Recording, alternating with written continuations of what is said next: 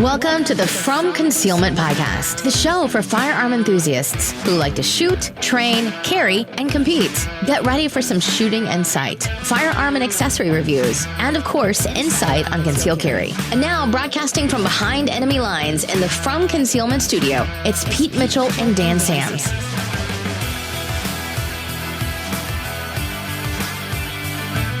Hey, Freedom Nation, this is Pete Mitchell. And I'm Dan Sams. And you're listening to the From Concealment Podcast. Yeah, you are. Hey, did you listen to last week's episode that I did with Lance?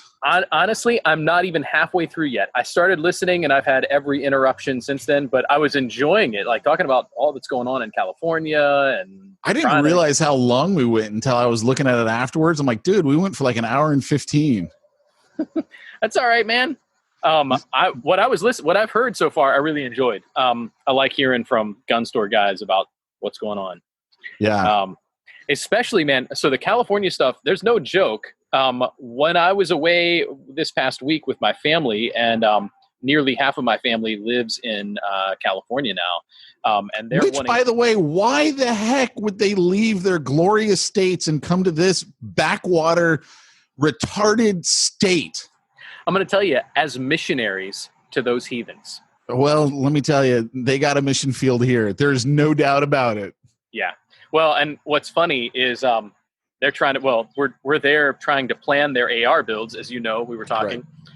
And so we were trying to figure out, is there any legal way for them to buy lowers in another state? And we couldn't find a legal way to do legally. That. Not legally. But man, we're calling the gun store out there. Now, technically, they could do an 80% lower, and then they would have to immediately report it to the DOJ, pay the background fee. They're going to give them a serial number that has to be put on it within 10 days. Ugh, that just sounds so gross to me. Why do you think I got rid of all my 80%ers? Yeah. I was like, I don't want you guys. I mean, and I got rid of the lowers, kept everything. And then I bought a bunch of blank 80%ers because I was like, if it ever goes down, I know it takes me about 45 minutes to drill that sucker out, and I'm back in the game, baby. Yeah, that's a good way, by the way. And it's totally legal that way. Totally legal. Well, we were looking at the various, because they're just trying to do budget builds. And so we're looking at a Delta Team Tactical and Palmetto. I'm not going to recommend Delta Team Tactical. Just the jury's out on some of the reviews are not awesome. But I've had guys that built with Palmetto, and it's not great stuff, but it does the job. It's mil spec. Right. But what was crazy is they're calling their gun store back in Glendale to say, like, hey, what do you guys have in the way of lowers? And man, the bottom end lowers are $200. Oh, are you serious? Yeah, bottom end lowers were like $200, and so I'm trying to tell them, because we're figuring out, like, could we order the parts online, get everything set up and sent to you? Well, for that price, what's it costing at Lake Erie for a lower? $60, depends. So you could buy it from Lake Erie. Lake Erie would send it to their gun store. They would go through the background check and then pay. I don't remember what the fee is that the gun store is going to have, but that's how they could get it legally. But they're no longer taking transfers now. So because I thought of that, they have big thing on the sign on the website, no longer doing transfers. Why? I'm assuming I don't know, maybe because they're too busy and it's not worth the trouble. I would go to a different. Like, they're in LA County, though, aren't they? I think so. Yeah, I think Glendale is LA County. Yeah. I mean, it might be a little bit easier in Orange County because, like, we've just moved down in tiers. We're no longer – our governor, like, he keeps coming up with ways to keep everything shut down. Like, literally, as soon as we're about ready to cross the finish line, he's like, wait. We got a new system now. We got color-coded, and you can't move for 3 weeks no matter what your numbers are. Like, literally, that's his deal. But we just moved a level, Orange County. So it might be freer to be able to do some of that stuff. Sorry about that. I accidentally turned on our podcast live. Sorry. We couldn't hear it, so you're good. Good. Good stuff, man. Man, the color-coded system, like, it's just nuts. Like, and for what are we at now? 0.001% death rate? Dude, don't even get me started. This guy is so freaking evil. It really is. Well, and you see what he's doing to some of these churches out there. We're like John MacArthur's church, he's fining them for having inadequate signage. Their people are being, they're pulling their lease on the parking lot. There's another church that's getting fined $5,000 a day, whether they're meeting or not. And it's just insane. Yeah. Don't even get me started. I've already started. Can't you say, well, I'm tax exempt, and since those fines are taxes, I don't have to pay? I like the sound of that a lot. Why not, right? Yeah. Should be able to do that. Man, it's just nuts. All of it frustrates the heck out of me. And it's just some crazy stuff went down in Ohio this last week. I was seeing your governor was like doing some shifty stuff under the radar. Yeah. And got exposed. So this whole stuff about the FEMA camps is kind of crazy. Is that what you're talking about? Or are you talking about what else? I think it was that. I don't even remember at this point. I just remember reading it going, oh, Dan will know what's going on here.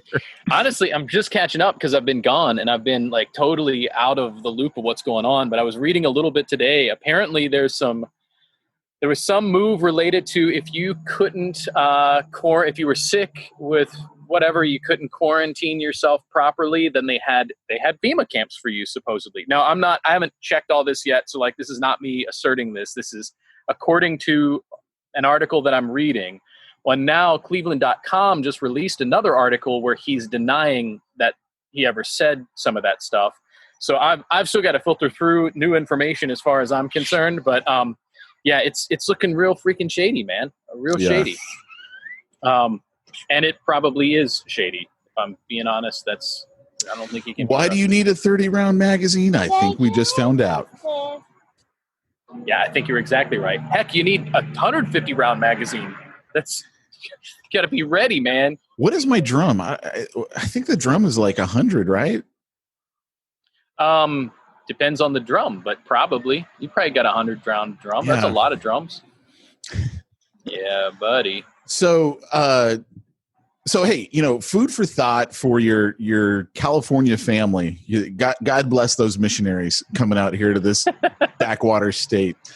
The reason why, just the setup for everybody, Dan asked me to just give some thoughts on an AR in California, one that's California compliant. So for all of our California listeners, you can basically have one of two makeups on your AR build.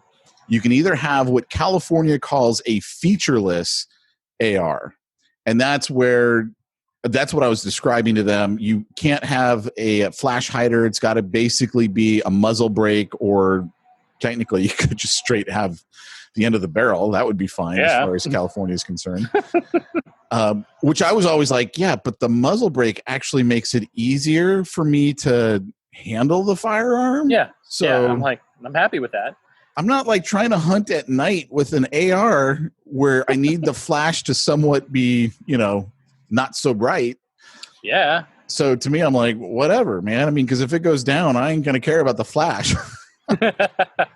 Well, although there is some value in having the flash not seen, but the best way to do that. But I'm not in the woods. I'm in like the brightest part of the country. It's always going to be lit here. So I'm like, the flash hider doesn't do me any good whatsoever. Yeah. That is good. Yeah. And the other two main characteristics on a featureless, you can't have a pistol grip. So that's where you see those abominations online where it's like just how they basically tried to turn an AR into a rifle. So it's got the sloping grip. I mean, those are so ugly. Oh my gosh, aren't they ugly? What I have on mine is for lack of a better term, the shark fin, where you can't wrap your thumb around the grip. Honestly, it doesn't really matter because you don't need your thumb to hold the gun. You do need your thumb to hit the safety. So that's why you want to have an ambidextrous safety on your featureless, so that way you can still hit it. And it's fine. Like literally when I first started down the AR route, that's what I had to buy. So that's how I started to learn, and I was fine with it. Like it wasn't a big deal. The other big thing is you can't have a vertical grip basically on the barrel. forward of the That's main. interesting. So it can be angled. I didn't actually realize. It can't be vertical. So you can't have a badass AR where you're like, I don't know, it's just stupid, right? I actually prefer the Eagle grip anyway. So I'm like, all right, that's fine with me. That then allows you to, if you already have them, you can't buy them, you can't sell them, but if you already have 30-round magazines, which your family being a gun family, I'm sure they've got loads of 30-round magazines.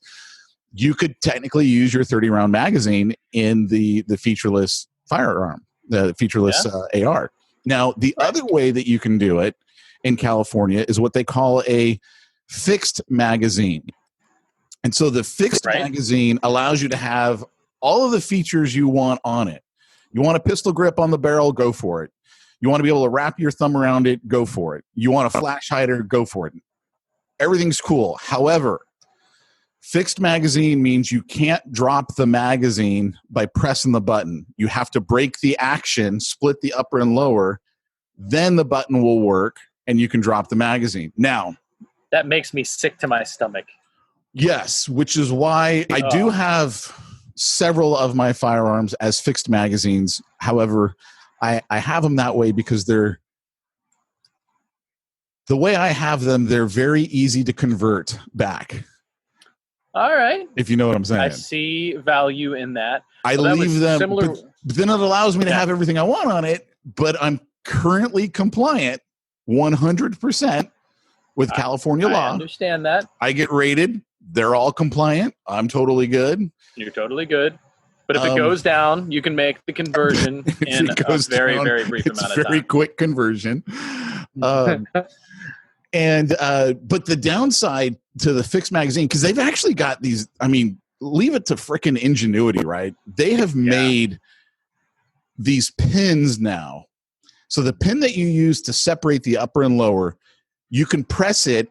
It breaks the action just enough so you can then drop the magazine, and it actually holds it at 3 millimeters high, enough to drop the magazine, and then you just pop that upper back down just by basically grabbing your gun. So like one of our guests who we've had on here, that's the way he's got his AR set up. And because he trains on it all the time, he goes, I'm just as quick this way as I am any other way, and drop the magazines. So that's what he's decided to do. Now, here's the biggest downside. Fixed magazine firearms in California, fixed magazine rifles, I should say, cannot have more than 10-round magazines. So if you put the 30-round magazine in a fixed magazine firearm, you're now out of compliance. You now have an assault weapon, and you're going to get toasted if you got caught by California.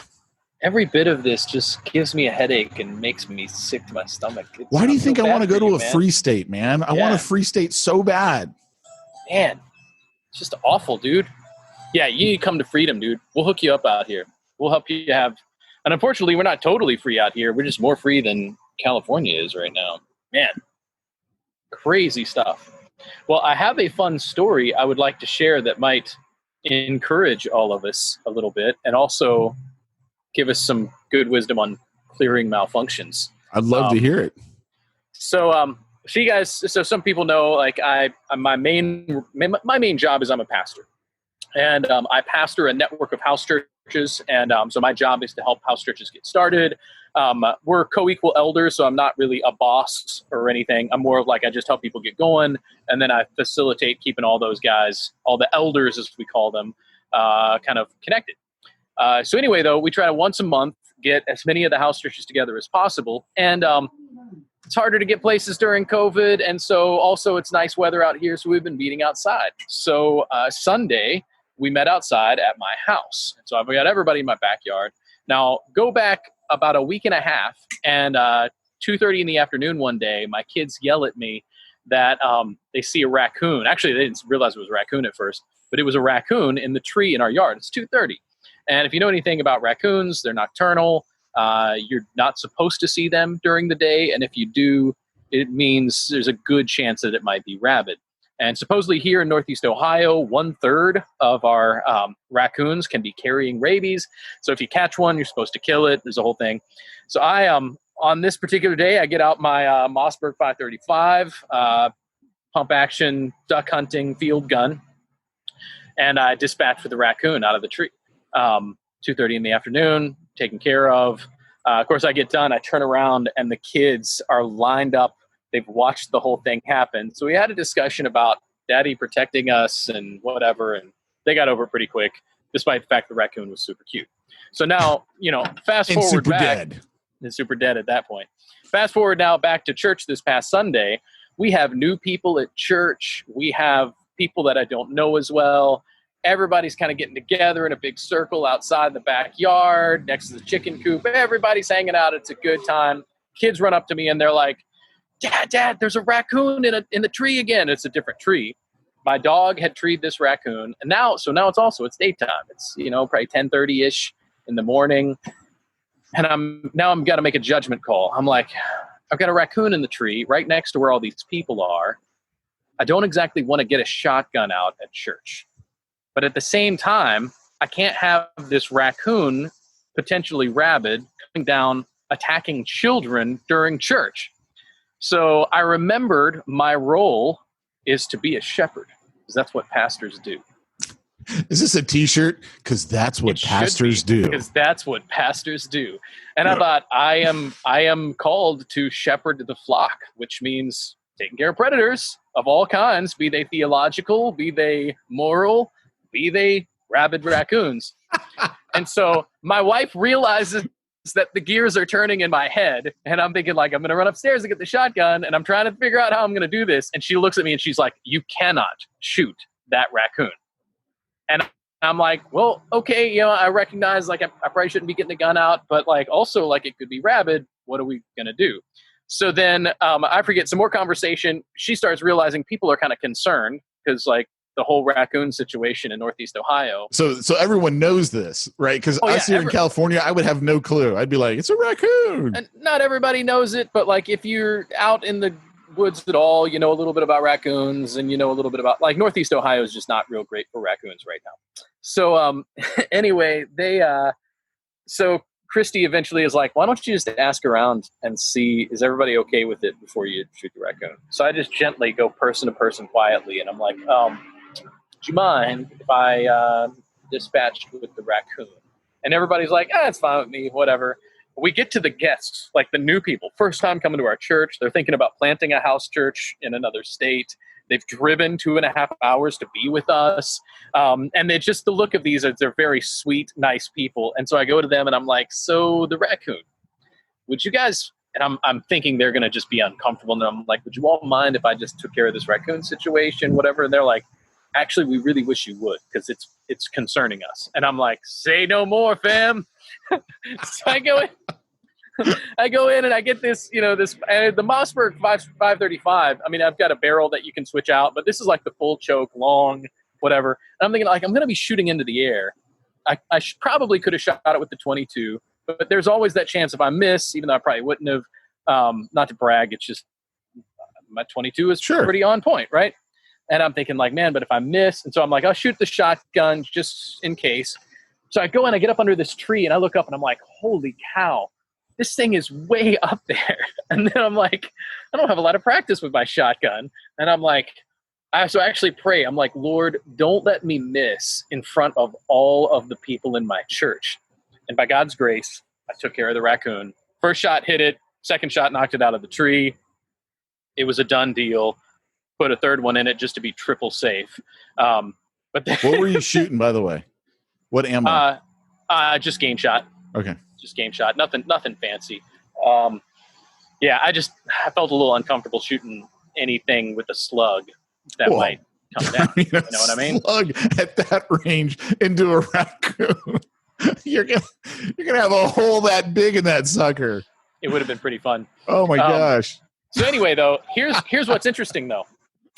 In both times I shot raccoons in the last 2 weeks, 2.5 weeks, both times, I put one in the chamber, fire the thing, rack it to put the second one in, and that thing's not chambering rounds. Wow. Which never happens. By the way, this is nothing against Mossberg at all. I have 2 Mossberg shotguns. I have the Mossberg 500, the 535. Both of them have been wonderful to me. This particular one, the 535, has one of those stoppers in it because you're not allowed to have more than 3 rounds for duck hunting or whatever. And I'm convinced that's what's causing the jams, because whatever the little thing that holds the shell in keeps holding it in when you're racking it. And I'm like, it's supposed to let it go so you can pull it back and throw one up. So anyway, I had to manually get up in there, hold that thing over to get the shell out so I could manually load it. So 2 things were going wrong. One, I had my gun was malfunctioning, but I had not kept the saddle full because I pulled out of the saddle to load the gun. So normally on my home defense shotgun, I actually have my saddle full and then I keep the gun full, right? So if this had happened with that gun, although I can't imagine trying to shoot a pistol grip shotgun, to hit the thing that far. But like if it had been that gun, I've practiced on, loading from the saddle. So I don't have anything in the saddle on this one. I'm not ready. It's jammed. I have not practiced. And it hit me that I'm like, if this really was a rabid raccoon and it was coming at me because I'd missed, I'd have been bit. And so it just made me think of like, man, we got to talk about training for malfunctions. Also, it's created a wonderful memory for all the people that were at church Sunday. Because first of all, it's like, hey, welcome to house church, right? There you Whole go. new experience here. But then also, like the new people, I'm like, hey, sorry I had to kill a raccoon while you're here. And they're like, oh, no, it's cool. Now it's a memory, man. We're never going to forget visiting your church. Like, thanks, If man. they had moved out there from California, I guarantee you they would have been scared out of their minds. You know what? We have people that left our church mad not long ago. And they wouldn't tell me this, but I found out after. They gave me one reason why they were leaving. They told somebody else later. They're like, well, we're also not real comfortable with the pastor's view on guns or something like that. And I'm like, yeah, might not have been the right church for you, man. May not have been a good fit. And a side note, I try not to talk about guns all the time. Like my job as a pastor is to shepherd the sheep, not teach them guns, right? And so like I don't normally talk with the people about guns. Like Sunday morning, I'm teaching the word of God. I'm not talking about guns, but he just knew that I had this view on guns and that he didn't like that. Anyway, Dude, but if what they I had been find here, funny is one of the jokes that I've had for a while, because this for years, I work with pastors. Now I'm not a pastor, but I work with pastors. This is how you and I met. yeah, And every once in a while, I have pastors reach out to me and they're like, hey, Pete, thinking about buying a gun. I need some help. yeah, And I literally just had another pastor reach out to me like 2-3 weeks ago. He's like, it's getting kind of crazy out there. I'm thinking it's time I get a gun. And I'm like, well, you kind of waited too long because I don't even know what you can get right now in California. Yeah. So get whatever you can. Yeah. At this point, your 22 single shot is going to be better than nothing. Dude, if you could even get a 22, like it's Right, probably easier to get a rifle or a shotgun than any pistol at all. I mean, pistol is pretty much, you're out of luck. I had a friend. Yeah, man. I had a friend, I kid you not, last night he texted me. He's like, man, I love these guns that you sold me. You got any more you want to get rid of? And I'm like, well, just that other one that Dan Wesson. He goes, what are you asking for it? I go, 1900 because I can. I mean, that's the market for it. And he goes, I'll take it. Wow. I'm like, I love this time. I wish I'd invested in more guns. I'd be selling like crazy. Yep. Well, and you're exactly right. Talking about guns, they don't lose value very much. And in a situation like this, they gain value. Hey, if you buy them from a private party, you probably won't lose any value. Like it'll probably be exactly, right in par with what you bought it for. Yep. The only downside is here in California, because we got this jacked up roster of the handguns that a dealer is allowed to sell us. Everything that's what's called off roster is sold at a premium because you can still buy it. It's still legal to buy and sell in California just from a private party. Man. So like I mentioned, my Glock 43, because that's not on the roster, it cost me, and I got a screaming good deal on it, right? Screaming good. $825 Man. for a gun that would cost you $450 brand new at the dealer. Oh, that hurts. And that's a screaming good deal. Frickin' California, stupid courts. Oh, it's infuriating. So, side note, I'm getting a lot of the same kind of calls from people wanting to know how to buy guns who've never bought them before. And I tell you what, what I've noticed is that there's the formerly either anti-gun or uncomfortable with guns people are talking to me, or sometimes just the older person who's never been around guns that's getting genuinely concerned about all that's going on.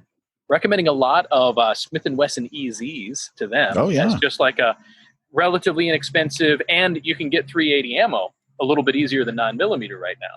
And so I'm telling them, I'm like, listen, I will normally tell you need 9mm. In fact, I encourage you to still get yourself a 9mm, but with the way the market is right now and 9mm being so hard to get, if you're buying your first gun, not a bad thing to, around here you can drop $350, less than $400, get yourself a Smith & Wesson EZ, and then stock up on 380 ammo. You're not losing that much in firepower. It's not ideal, but it'll do something there. So anyway, that's that. That's my story. So I thought, would it be all right for us to mention a few training exercises related to, just training exercises in general, but especially as it relates to fixing malfunctions. Absolutely. Absolutely.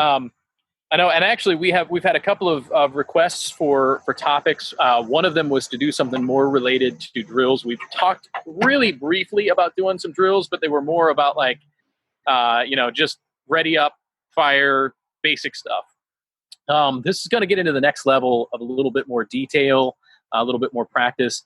And the first thing we're going to mention is just basic clearing malfunction drills. Some people call this your old crap drill.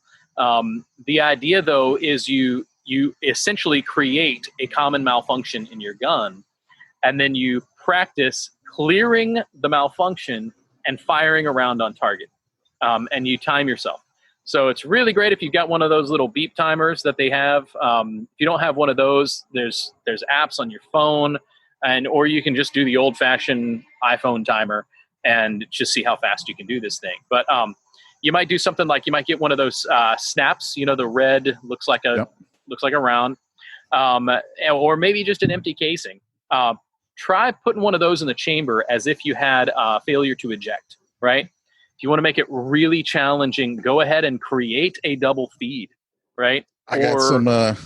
You got some right there. Yeah. Right here, baby. 45 and 9mm. Yeah, buddy. Ooh, I like with the yellow. Most of the ones I see are always red. I like the yellow thing, but that's Amazon, baby. I'm sure I bought it off of Amazon. Yeah, it's funny. There's actually a lot of that kind of gun accessory stuff you can get on Amazon for a decent price sometimes. Yeah. But man, practicing, and here's what's important: practicing clearing the malfunction fast and firing another one on target. So you create the malfunction. You maybe go to the ready up position, because what we're essentially doing is practicing as if you were shooting and this thing just happened, right? So you clear it, you fire around, time yourself in the process. Really, really great way of just getting comfortable clearing malfunctions. If you've got a gun that you shoot a lot, you know what the common malfunctions are. I had a gun that for a while tended to stovepipe more than anything. So if I was going to practice, I was going to practice stovepipes. Anything you want to do, but practice those malfunctions, practice from at the ready. Make sure you include that firing around on target, because the idea is as fast as you can. You're not just clearing the jam, you're making the thing go bang and you're hitting what you're aiming at. I would practice that both with pistol and with rifle. Do you have any thoughts? Any other practice as far as that kind of stuff Yeah, goes? no. I mentioned this story several months ago. I was at a competition, a handgun competition, and I was shooting my Glock 17, and I had just put on a Hollow Sun red dot on it. Nice. And in the competition, man, for whatever reason, it's not ejecting. And what's scary is this was actually a carry gun of mine, and I had carried it a couple of days. And, then I'm at this competition. I'm like, dude, what the heck is going on? So I'm literally, because it's competition, you got all these magazines on you. So, of course, you do all the typical stuff, right? Rat, tap, rat, and go into the whole drill. And I'm like, it's still happening. So drop the magazine. Maybe there's a problem with the magazine. Throw another one in there. It's happening on that magazine too. Turns out when I put the Hollow Sun on, I put too much. What is that stuff? The blue Loctite? Yeah, blue Loctite. There you go. Mm-hmm. And then it dripped down onto the extractor pin. And so the extractor pin wasn't moving. Ooh. And so it wasn't extracting. And so, once I got that fixed, everything's back to normal again. Everything's good. Thankfully, that night I did have my traditional upper with me. So I just took the slide off, put the other slide back on, and I was back in the game.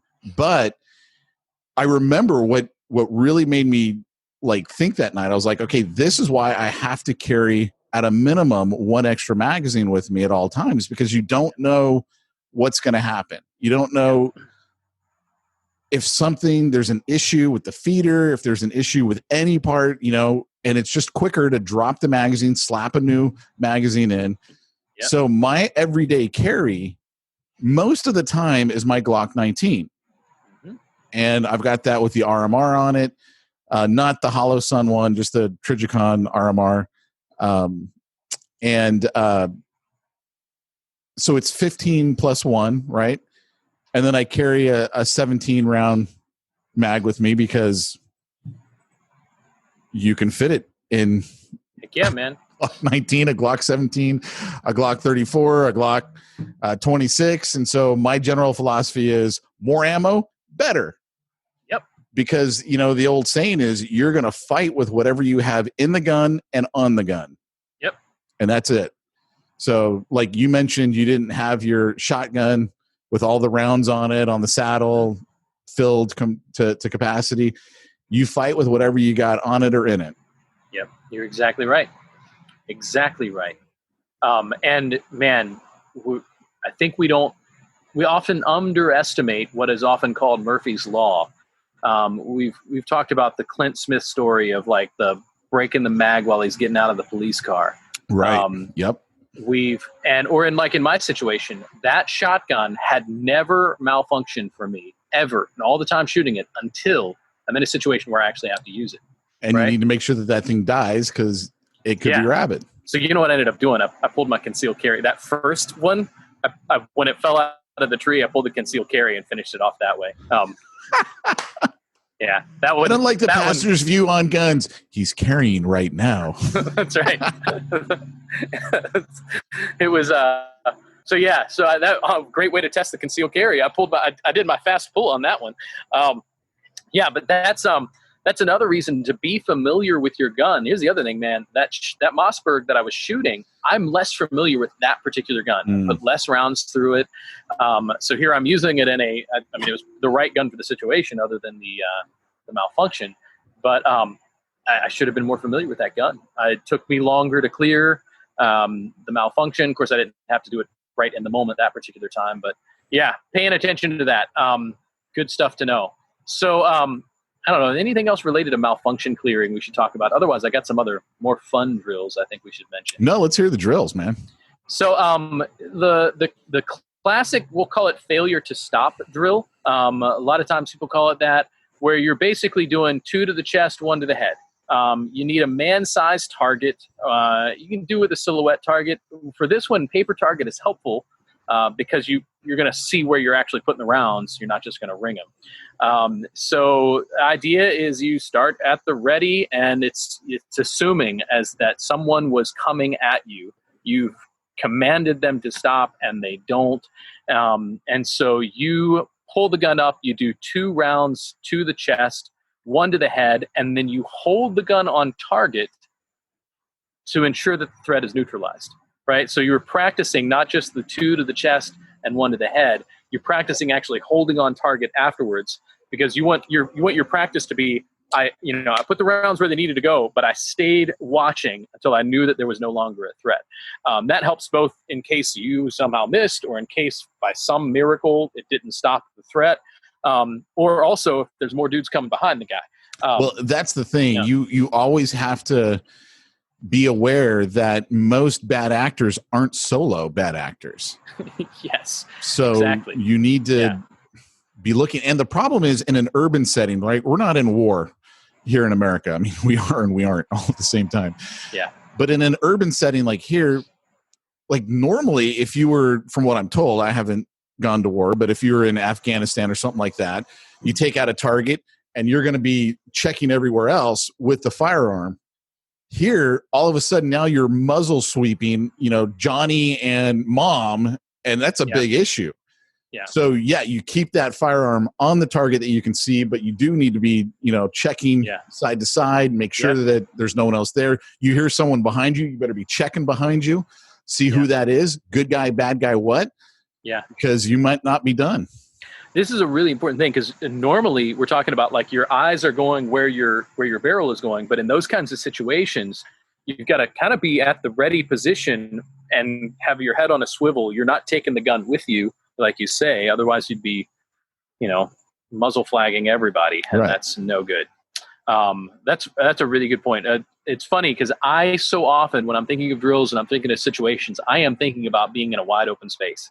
And you're in Ohio, right? I'm here in Orange County where it's like, it's going to happen in a mall for me. There's going to be people everywhere. Yeah. They're all going to have masks on. That's the worst part. Freaking coronavirus. They're all going to have masks on. The benefit is you will too. I usually don't. I'm that guy. That's all right. I'm not against that. I'm more saying that like, if you want nobody to catch you. I'm not kidding, man. I am so the guy who would love to wear a mask so no one knew who it was. But the second they said you have to do it, I was like, screw you. I'm not wearing a mask because you don't get to tell me what to do. You know what I've been doing is the where I'll as much as I can, I just don't wear one. But there are some times where I'm like, I don't want the headache today. Yeah, I'm totally with you. I get it. So I'm wearing the thing, and I wear it in such a way that as I talk, it just scoots its way down. I do the same thing. So today I am in an undisclosed store, and I have a mug of coffee, and I just straight pull the thing underneath. I'm walking around. The mask is around my chin. It's basically just covering my beard. And you know what? Nobody cares. Nobody gives a crap. I've had people yell at me, pull your mask up, please. I just ignore them. Oh my goodness. I should be like, achoo! I'm so over the mask. I've gone from like, hey, I recognize there's a virus. We want to be concerned, right? And like, I get all that, whatever. But now I'm like, the death rate is so freaking low. And they're using this to control so many people that I'm just like, this is just so stupid. Yeah, it's evil. It's truly evil. I watched them run an older lady out, township trustee, in our trustee meeting in our township here. She's sitting 20 feet from anybody on the bench. She's like the secretary of the trustee board and they forcibly recused her and forced her out of the room because she didn't want. And she's like, I have my own reasons for not wearing the mask. And I don't know if she had a health reason that it was not wise for her to wear. But she's like, I don't have to disclose to you. I just need to not wear a mask. Please just let me be. I'm going to sit far from everybody. They forced her out. So I got up and walked. I'm like, I'm not having this. Like, I'm not going to stay at this stupid meeting. Hate that stuff. So anyway, another good drill, man. We talked about failure to stop. A related drill is what's often called the box drill. You familiar with this one where you're depends on how you mean it, because we have a box drill here, but I don't know. Right. So you have two targets roughly a yard apart. You're maybe 7 yards back. You practice putting 2 to the chest in the one closest to your dominant hand, and then putting 2 to the chest in the one furthest away from your dominant hand. The idea is you're going to be quicker on that one that's closer to your hand. You're neutralizing the theoretically closer threat. But that's a good one. Same kind of thing. Time yourself. Interesting comment on that. One of the things that we train on and practice a lot when it comes to multiple targets is now again, distance is a big deal. But if we have 3 targets set up and we got to do a 2 to the body, 1 to the head, I'm going to tell you how it's going to go. It's going to go body, body, body, body, body, body, head, head, head. Yeah. Because by the time, if I did 2-2-1, 2-2-1, I mean, by the time I get to that third guy, he's like in a better position, guns out, maybe I'm down. Like, you got to quickly start dispensing, as Michael Hernandez likes to call it, customer service as quickly as you can to as many of the targets as you can. So that way, and then you start going back through. Yeah, you're exactly right. Yeah. You don't want to be trying to put a headshot in to the first guy when there are 3 of them. Oh my gosh. It's 2-2-2 on those. And actually that brings us, go ahead. No, I was just gonna say, remember the goal is to stop the threat. It's not to kill the opponent, right? It's stop the threat. I need to stop you from, putting me or someone else into great bodily danger, possible death. So what does it take to stop you? Is that one shot? Great. It's never one shot, by the way. That's freaking movies for you. That's John Wick. That's not real life. Yeah. It's going to be multiple shots in real life. And because it's going to be multiple shots, your adrenaline's going to be through the roof. You're probably going to be around other people. Man, you better freaking be on. Like, you do not want to be the guy that accidentally shoots someone else because, just stuff happens. Yeah. And the only way you can really train for that is you do need to, probably go to some competitions where your adrenaline's going to be pumping. So that way you can start to learn to shoot with adrenaline pumping through you. You got to train a lot, and you got to have the presence of mind to take the time to get the shot. And that's going to be the hardest part, right? Because what's the first thing we want to do? We pull the gun. I want to fire the gun because I feel good when I'm pulling the trigger, right? I feel like I'm safe when I'm pulling the trigger. Yeah. But you got to make sure that thing is on the target, and then you pull the trigger. It's that fraction of a second. And that's it. That's all it is. Yeah. Huge difference. Which, so related, we were talking about shooting when there's 3 targets. The 1-5 drill that Kyle Lamb put together, if you're familiar with this at all. No. So you were mentioning earlier, like it's when you've got 2 targets and you do 2 to the chest, 2 to the chest, right? He's developed a system where when you have 3 targets, he calls it the 1-5. And the idea is you put 1 in the first one, 2 in the second one, 3 in the last one.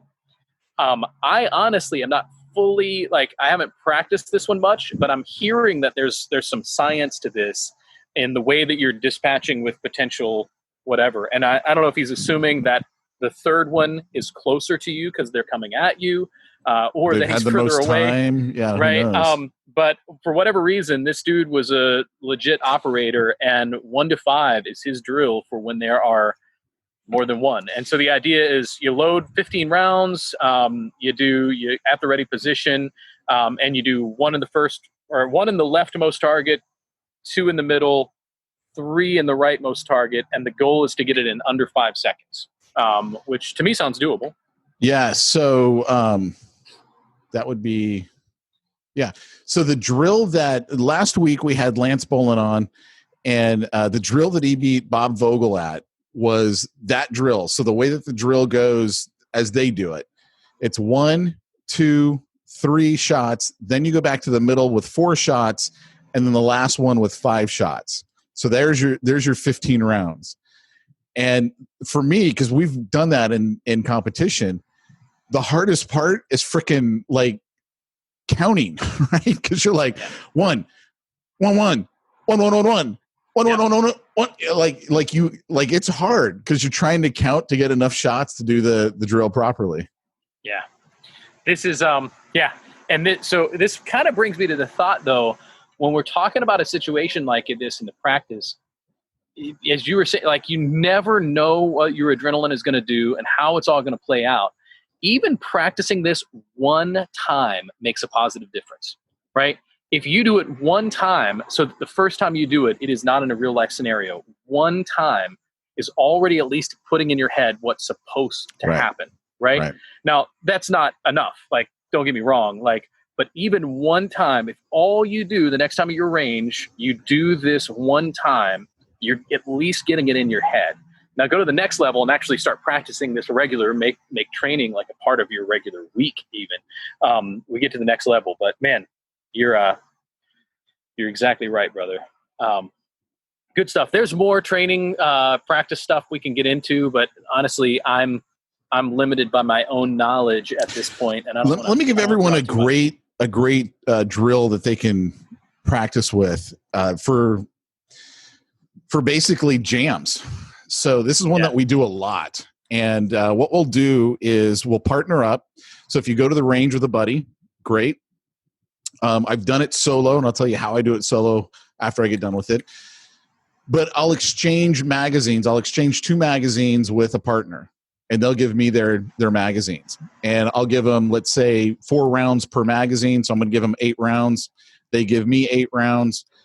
Then, depending on what they're shooting, literally I bend down and I pick up some already spent cases. So if it's 9mm, I'm going to pick up, maybe 2 to 4 spent cases. And then I load his magazine and I mix in those spent cases. Nice. And then he loads my magazine, mixing in the spent cases. So what happens, obviously, when the gun gets to the spent casing, it's not going to feed properly. You're going to have a jam. But you don't know when it's going to happen. I mean, it's usually not the very first one because you need the gun to load. So usually the first one is going to be live, but it could be the second, could be the very last one. You have no idea. And you don't know how many of the rounds he put into each magazine. So then, as soon as you run out, okay, time to drop the magazine, slap another one in, go to town and finish off the drill. I mean, it taxes you because you have to start thinking about clearing jams. How am I going to clear this thing? How do I make sure my gun is ready to go back into action? And you're going to suck the first several times you do this drill. I guarantee you're going to suck. It's okay. You're going to get better. And so what I do when I go to the range by myself, I usually take a crap ton of magazines because that's just how lazy I am. I'd rather just have 10 magazines than go with like 2 and then constantly refill them. Well, plus if you're paying for range time, I want to be loaded up. I want to spend as little time loading while I'm there as possible. Yeah. I want to spend time training. So yeah. So what I'll do is I'll take when I'm getting closer to the, not really the end, but when I've spent through a bunch of those magazines and I'm going back to fill them up, I'll put in the casings and I'll do that drill just by myself. And then I'll take the magazines and I literally not looking down. I'm just mixing them up, right? So I don't know where they're at. Some of them got it on the second one. Some of them got it on the 5th. I don't know where those casings are that are going to screw up and jam my gun. And then I start practicing that way. Nice.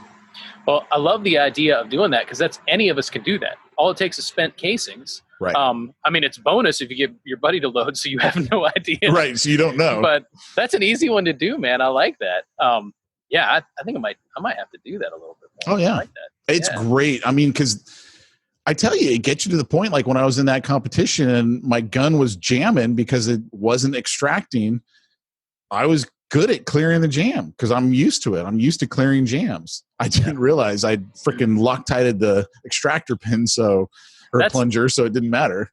That's a new one, by the way. That's like that is a jam par excellence. Yeah, that was good stuff. That's awesome. Well, hey, before I forget, we should say a shout out to some of our boys who are watching here. Tyler Siegfried, hey brother, we've had him on the show before. He's saying, hey, Justin Hughes, thanks for being on here, man. Great to see you, dude. We've got Cameron. Good to see you, Cameron. You guys. Oh, and man, my boy Ness is on here. Good to see you guys. Thanks for the positive comments. We got people actually watch us live now, man. I know, it's cool. Makes me feel so good. I feel like we've got like a community that we have dozens of listeners all over the world now. I'm excited because Cameron was telling me that he recently, I thought he was living in LA County because I knew him when he was in Long Beach. Yeah. And, LA County getting a CCW, it's like we made the joke because they just increased it. They're increasing the number of CCW permits 400%. We're like, yeah, but 400% of 0 is still 0. It doesn't matter. We're going to increase it 400%. And so I'm like, dude, you got to move 1 mile into Orange County. And he's like, I'll move to Santa Ana. I'm like, get your CCW, man. Let's quit wasting time. Let's just get that sucker. Yeah. He's on here now. He's listening. He's telling us good stuff. He's getting the wisdom to get the CCW. There you go. That's awesome, man. This is good stuff. We got some good stuff going on. I tell you what, man, you are training more than just about any of us. Keep up the good work, man. I'm glad to hear it. I love to shoot. I do too. And I hate standing in a little lane. Boop, boop, boop. It's so boring. It is. I want to move and shoot. Yeah. Got to clear jams. It's awesome. Exactly. It's good stuff, man. Well, hey, I want to, as we're finishing out, I wanted to make a mention of something special we've got going on at Lake Erie Arms right now. So I hinted a couple of weeks ago about something special related to ARs that we had coming down the pike. It is official right now. We are running an AR care and maintenance class. One of the things we've noticed is that a whole lot of people grew up shooting, regular old hunting guns, and we love our hunting guns. Like, I still love my hunting guns, and some 308 or 30-06 will do some damage. Let's not say anything negative about our hunting guns, but facing facts, most of us did not grow up cleaning and caring for ARs. So even those of us who have been around ARs for a long time now and we really like them, I regularly talk to guys who have done builds that don't really know how to properly lubricate the gun, don't know how to deal with the unique types of jams and malfunctions that can happen, or even just the types of wear that can happen in an AR. A lot of guys just haven't had an AR long enough to know what can wear out. And so anyway, that's what the class is going to be for. We're not running as a manufacturing class or a assembly class, although you're going to learn a lot about just how to take apart the gun for cleaning and so forth. Highly recommend that. Check out learms.net. Schedule the class, only $50. It's a one-time 2-hour class, cheap as can be. Learn how to properly take care of your gun. And even if you're thinking about buying an AR, you haven't gotten one yet, you want to learn a little bit about how to take care of it, this is your chance. So that's my little plug for Lake Erie Arms today, learms.net. Get on out there, fellas. I love it. Yeah. Well, everybody, thanks for joining us on this episode of the From Concealment podcast. And we'll be back next week, probably on Monday. This week was a holiday, so this was the first chance Dan and I got to do it. It means they'll only have to wait like 7 days to see us again. Not even 7. I mean, less. I don't do math. I'm a pastor. I don't do math. That's right. That's exactly. Remember right. the line? I'm not a math pastor. I'm just a regular old pastor. That's right. Yeah. It's good stuff, man. Cool. All right, guys. We'll be back next week. We'll talk to you then. Take care, everybody. Take care. You've been listening to the From Concealment podcast with Pete Mitchell and Dan Sams. Be sure to tune in next week for more gun talk. Also, check out the From Concealment website for more shooting-related goodness at FromConcealment.com.